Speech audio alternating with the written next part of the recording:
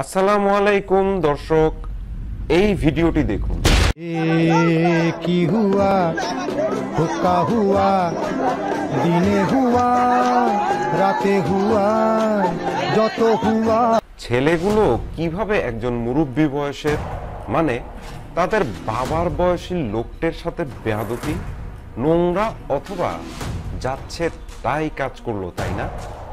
খেয়াল করুন, এই ছেলেগুলি কিন্তু বড় হয়ে আজকের এই পর্যায়ে এসেছে 2008 এবং 2024-এর মধ্যে। যদি আমি সার্জিস আলম বা অন্য কোনো প্রধান সমন্বয়কদের ধরি, তাহলে তাদের বয়স 2008-এ কত ছিল?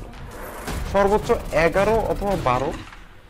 এই সময়টা তারা এই ধরনের মিছিল মিটিং আর বিরোধীদের দমন করার জন্য কি কি চিত্রগুলো দেখে দেখে বড় হয়েছে বলতে পারেন? একটু চোখ বন্ধ করে মনে করার চেষ্টা করুন। যা যা মনে পড়ছে আমি তা আবার রিপিট করতে চাচ্ছি না।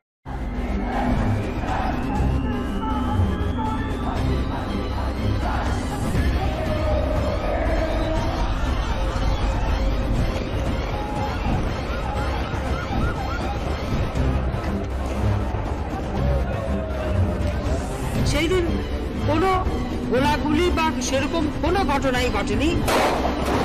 সেখানে কিন্তু স্ট্যাম্পিডে কেউ কিন্তু আহত নিহত হয়। অনেক আল্লাহর বান্দাদেরকে শহীদ করেছে, নিরহ মানুষ। বোম মারা, গুলি করা, লোপাতাড়ি গুলি করছে, কিছু ডাইরেক্ট গুলি করেছে। আমার পাগড়ি ফেলে দেওয়া হয়েছে, পাঞ্জাবি ফেলা হয়েছে, আমাকে মারা হচ্ছে, রক্তাক্ত করা হয়েছে।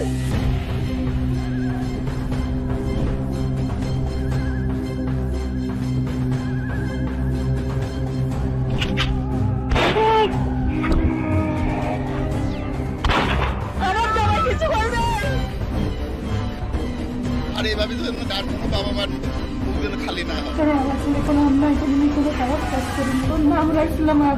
লোকের রোজাসনের মাটি যেন আমার সাথে দেখা করায়।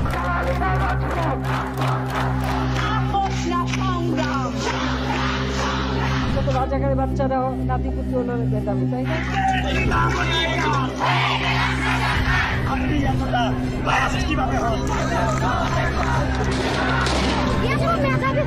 ভাই কি জন্য সরকারে মারার অনুমতি দিল ভাই?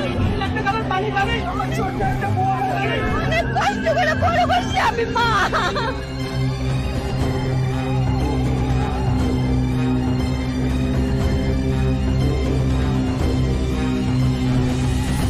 তাহলে আজকের এই ছেলেদের আপনার চোখে যা বেয়াদবি মনে হচ্ছে, সেগুলোতে কিন্তু আমরা একদমই অভ্যস্ত। অবাক হওয়ার কিছু নাই।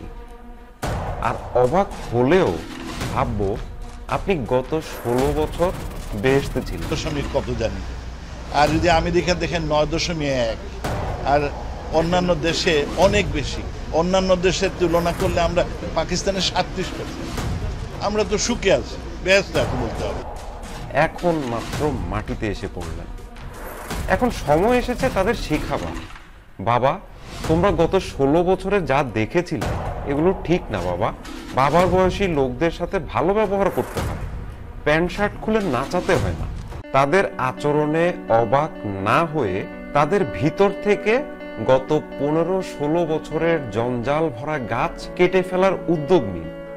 জেন জি এর সাথে দেশ গড়ায় অংশ নিন। 15-16 বছরে অবাক না হয়ে যদি এখন অবাক হন, তাহলে ইতিহাসের আস্তাকুড়ে নিক্ষেপ হবে, কথা দিলাম।